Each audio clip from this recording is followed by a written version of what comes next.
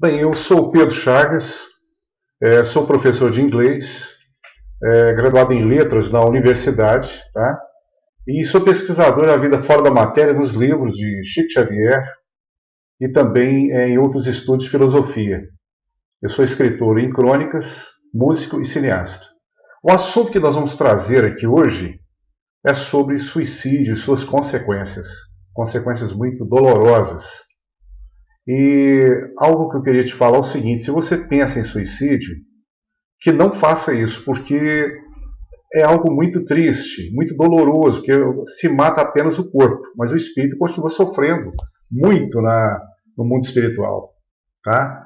E se você está num ambiente incontrolável, um ambiente de muita dor, que você saia desse ambiente, vai para uma fazenda ou outra cidade, refletir melhor e voltar ao equilíbrio. Fazer igual a águia, que ela está num voo pleno e vê uma tempestade abaixo dela, ela não bate em frente à tempestade, ela alça um voo muito alto e só volta ao local de origem quando está tudo calmo. Deveríamos fazer o mesmo com as águias, como as águias fazem. Tá? Isso é muito importante, não cometer essa tolice do suicídio, porque as consequências são muito difíceis, muito dolorosas. Eu vim aqui resumir o livro Memórias de um Suicida, de Ivone do Amaral Pereira. É um livro incrível que nos fala da triste realidade dos espíritos que suicidaram no mundo espiritual. Eles achavam que matando o corpo ia resolver seus problemas.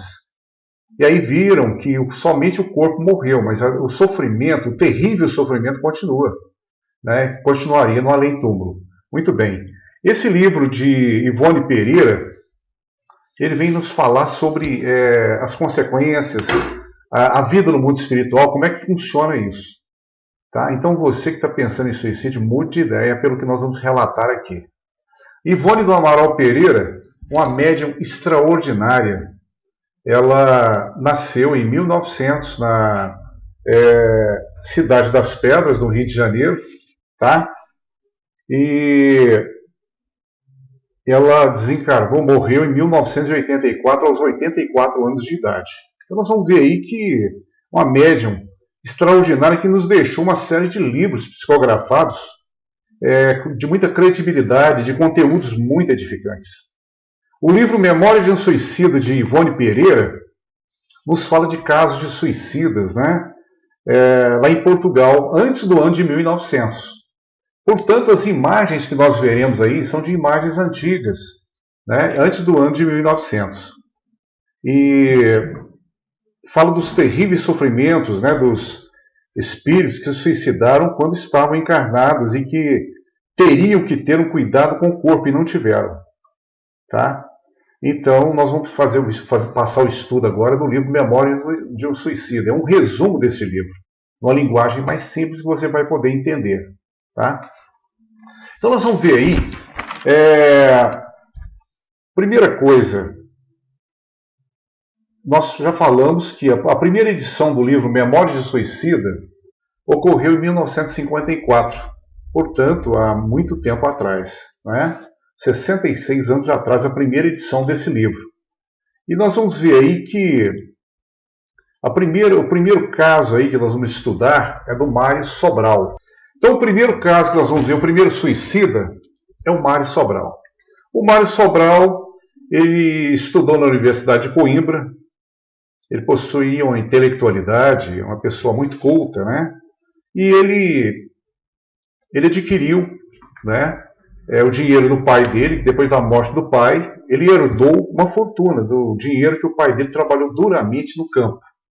Tá? Ele era casado, tinha esposa e 3 filhos, e ele começou a traição com a esposa dele, com uma prostituta chamada Eulina. E ele ficou um determinado tempo com ela, com essa tal de Eulina, dando dinheiro, não é? E gastando dinheiro com vícios. O dinheiro que o pai dele tinha adquirido duramente no campo, ele começou a desperdiçar com vícios. E nós vamos ver aí que, em determinado momento, depois de muito tempo, ele chega para Eulina, que não estava mais interessada nele. Ele ficou pobre, né? Gastou o dinheiro todo com vícios, com a prostituição. Chegou para ela e disse: você está muito fria comigo, senão você já é página virada, eu não estou mais interessado em você. né? E o que ele faz? Ele estrangula Eulina, mata e depois ele suicida com a corda no pescoço. Então nós vamos ver aí o primeiro caso de suicídio, né, que foi Mário Sobral. Nós vamos ver agora o Jerônimo. O Jerônimo era um grande empresário lá em Portugal, no comércio de vinhos, de importação e exportação. Esse Jerônimo ele tinha 4 filhos, sendo um rapaz e 3 moças. Era casado, né? E esse Jerônimo ele começa a perder o campo de negócio, começa a cair. Ele era muito rico, a família é uma família próspera que vivia numa mansão lá em Portugal, uma casa muito grande. E os negócios começam a cair. E ele fica desesperado, ele faz altos empréstimos, não é? E o negócio começa a cair cada vez mais. Até que em um determinado momento ele fica pobre e não aceita a pobreza, era um empresário muito rico, e suicida com um tiro no ouvido. Esse aí é o nosso segundo caso do Jerônimo. Nós vamos ver agora o Belarmino. O Belarmino era um importante professor lá em Portugal. Ele dava aula de dialética, filosofia, matemática e era um poliglota. Ele falava vários idiomas, não é? Com o advento da tuberculose, ele fica gravemente doente com a tuberculose.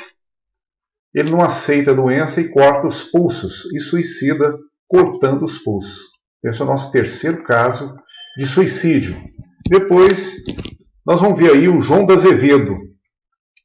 Ele pega a fortuna que o pai dele tinha ganhado duramente no campo e com a herança, ele começa a gastar em jogo, né, mesa de jogo. E altas fortunas que ele gastou na mesa de jogo. E ele perde tudo no jogo. Tá? Fica pobre, ele não aceita a pobreza, ele perde toda a fortuna e bebe veneno. Ele envenenou-se, o suicídio dele foi por envenenamento. Não é? Depois nós vamos ver aí o quinto caso, que é o Camilo Castelo Branco. O Camilo Castelo Branco, ele nasceu em 1825 e morreu em 1890. Ele era do romantismo em Portugal, um grande escritor lá em Portugal, do romantismo. Não é? Era alguém muito volúvel, porque o Camilo Castelo Branco, ele, ao mesmo tempo que namorava com a prima, ele namorava com a freira. Era uma pessoa instável, né, da boemia. Ela havia começado o curso de medicina e não chegou a continuar porque falhava muito esse Camilo Castelo Branco. E ele, em determinado momento, ele fica cego, completamente cego, esse Camilo Castelo Branco. Ele não aceita a cegueira, tá? E ele dá um tiro no ouvido direito. Então essa foi o suicídio dele, tá? E esse pessoal todo aí, eles foram levados para o umbral no mundo espiritual. Foram 200 suicidas para o umbral, né? Inclusive esse pessoal que nós comentamos aí. E eles foram para o umbral. Esse umbral é uma zona no mundo espiritual muito triste, de muito sofrimento, tá? É um lugar que tem lama, barro, um lugar que tem espíritos que uns perseguem os outros, né? Um espírito perseguindo o outro, e muitas vezes alguns têm que se refugiar em cavernas para fugir dos agressores. É um ambiente de muito sofrimento, de muita tristeza. E esses 5 suicidas foram levados para esse lugar, um lugar tremendamente triste, de muito sofrimento, onde quase não se vê a luz do sol, as árvores são tortas, tá? Quando eles sentem sede demais, eles são obrigados a tomar água do barro. É um ambiente de muito sofrimento, de muita dor. Tá? Então eles foram levados para esse lugar, onde eles passaram aí 13 anos nesse lugar de muito sofrimento. Tá? Aí nós estamos vendo aí uma caverna lá no umbral, uma caverna em que os espíritos se refugiam aí para fugir dos agressores. Um ambiente de muita dor, de muita perseguição, de muito sofrimento. Eles passaram 13 anos nesse lugar de tristeza e sofrimento. Tá? Depois de 13 anos, eles foram levados para uma colônia chamada Maria de Nazaré. É uma colônia só de suicidas, não é? E ao chegar nessa colônia, eles encontraram com as torres de vigia. Essas torres de vigia, lá na colônia Maria de Nazaré, elas existem para proteger a comunidade lá, né, de espíritos assaltantes, não é? Combater as vibrações negativas dos arredores da colônia e bem como do planeta Terra. Então, vibrações negativas. E nós vamos ver aí que a Terra também emite vibrações negativas, né? E outra finalidade da colônia é encaminhar máquinas para outras paragens que fornecem energia para a colônia. Então essa torre de vigia ela tem uma importância muito grande de defesa, né? Depois eles são levados para um hospital lá no mundo espiritual. Esse hospital, um hospital imenso, nós estamos vendo aí apenas uma pequena parte do hospital. É um hospital muito grande, não é? No mundo espiritual, em que lá existe isolamento e manicômio. Espíritos muito atordoados, eles ficam em isolamento, ou outros vão para o manicômio. São tidos como loucos mesmo, eles são colocados aí para tratamentos, não é? E depois de um determinado momento, tem aparelhos que são colocados na cabeça deles, onde eles assistem o próprio suicídio. E tem uma finalidade, para eles verem o mal que fizeram e para se arrependerem do que fizeram, não é? Então tem um aparelho que são colocados nas cabeças, onde eles assistem o filme do próprio suicídio. Tem uma finalidade isso, não é? Depois nós vamos ver aí as enfermarias, tá? As enfermarias.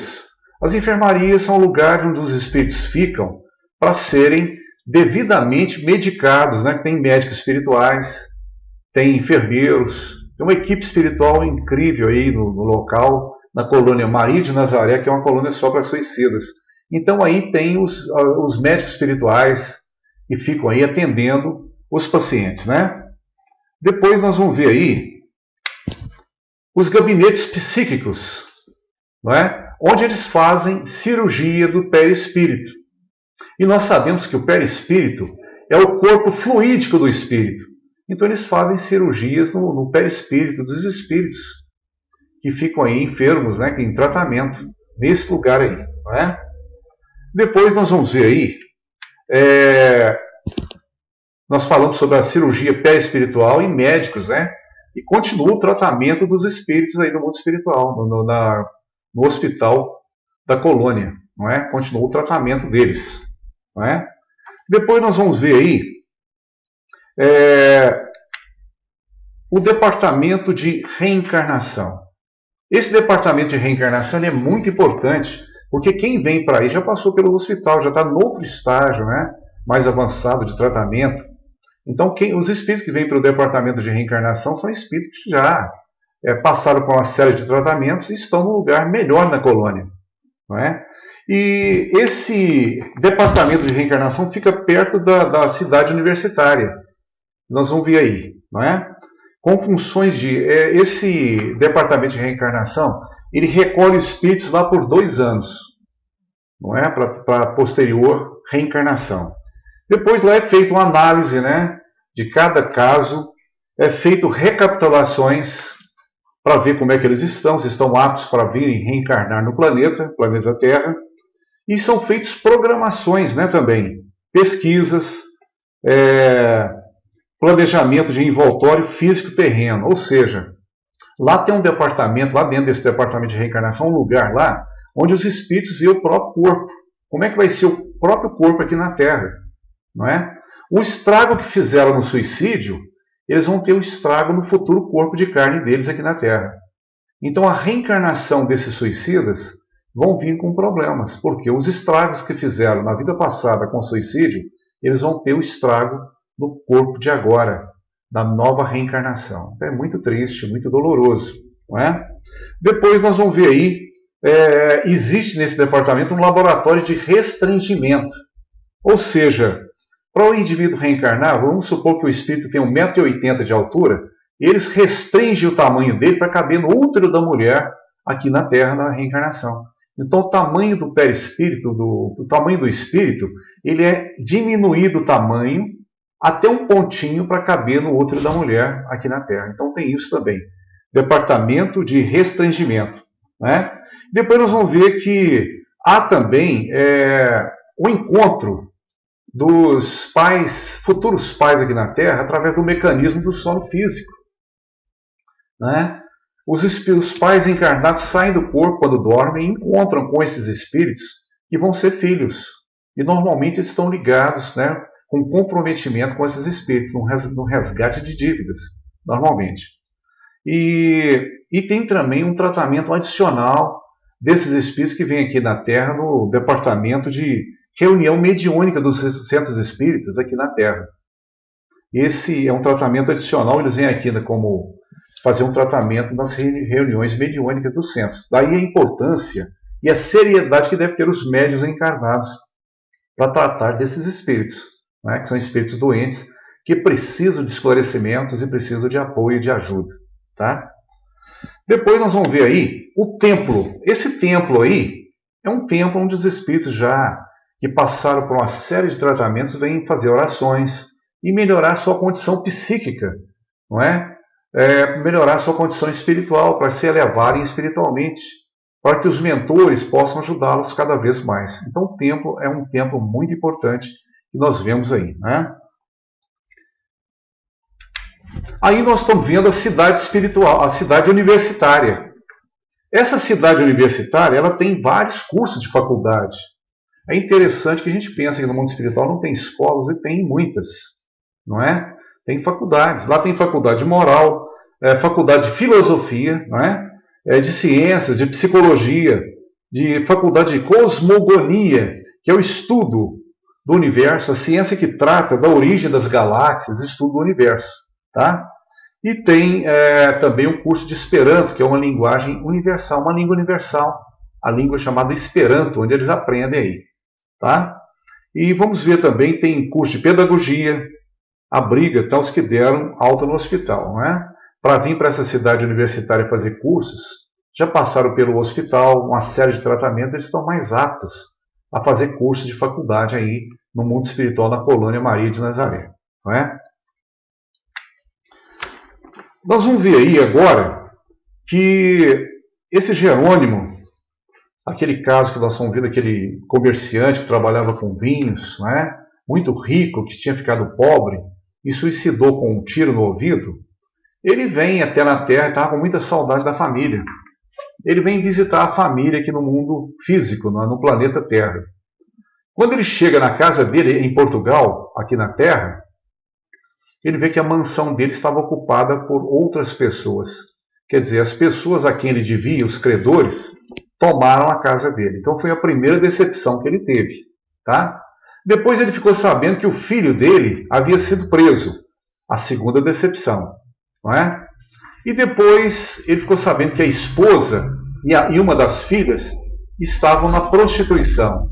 Outra decepção que ele teve. Tá? E as duas outras filhas estavam morando em situação de pobreza. Não é?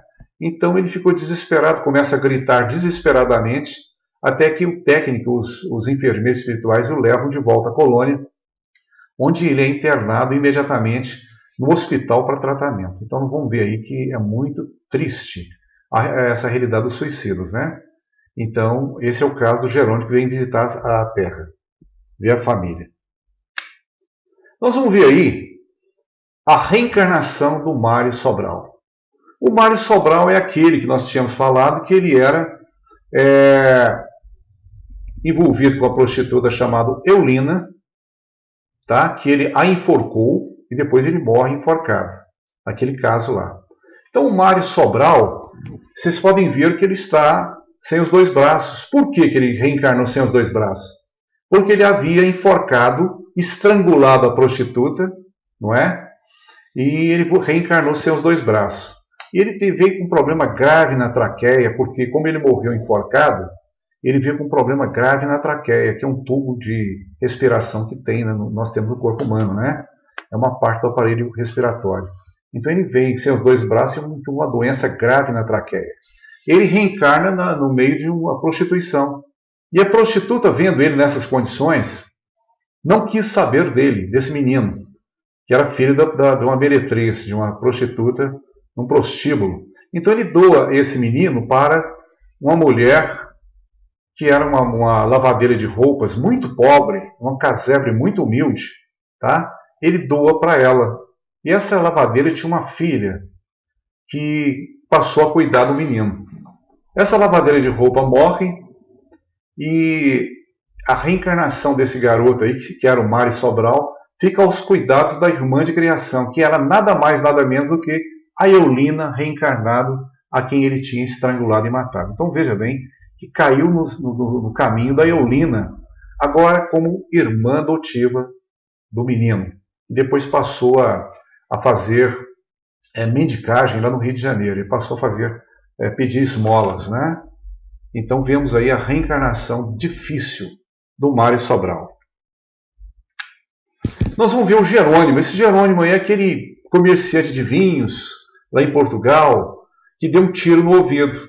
Então ele reencarna como uma paralisia facial, como vocês podem ver no garoto, tá? Com a surdez, então surdo e com a paralisia facial. Por quê?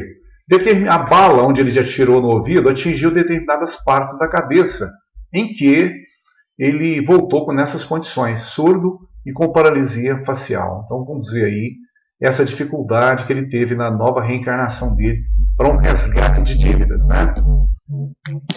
Nós vamos ver aí o caso do Belarmino, aquele professor importante lá, né, que ele havia contraído tuberculose e não aceitou a doença, então ele cortou os pulsos. Ele vem com os braços todo com problema, como vocês podem ver na imagem, né, sentindo dores e com problema nos braços aí, porque ele havia cortado os pulsos em vida passada.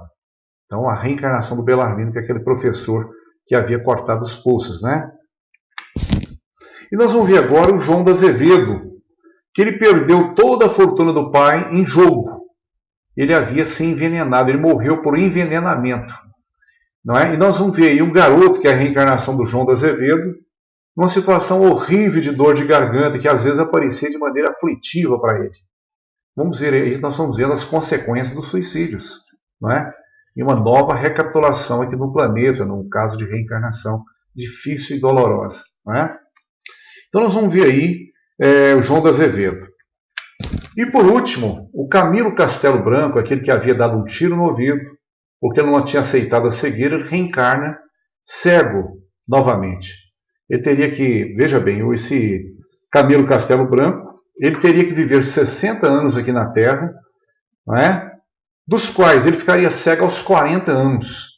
Ficaria 20 anos cego. Ele reencarnou em 1942 e desencarnou em 2002, aqui no Brasil. Então vemos aí a dificuldade que teve, né? Ele morreu aos 60 anos, ele cumpriu a reencarnação dele difícil e dolorosa para um resgate de contas, de erros que ele havia cometido em vidas passadas. Então vemos aí que o suicídio não compensa, é algo extremamente terrível. Então você que está pensando em suicidar, não faça isso, porque as consequências são dolorosas, antes, durante e depois do suicídio, e na nova reencarnação. E nós deixamos como mensagem essas tristes histórias, para que você não passe por isso, para que você enfrente a dificuldade, tá? E mesmo que você ache insuportável enfrentar, que você vá para outro lugar mais tranquilo, em que você possa equilibrar-se e voltar a resolver seu problema, mas jamais pense em suicídio, jamais.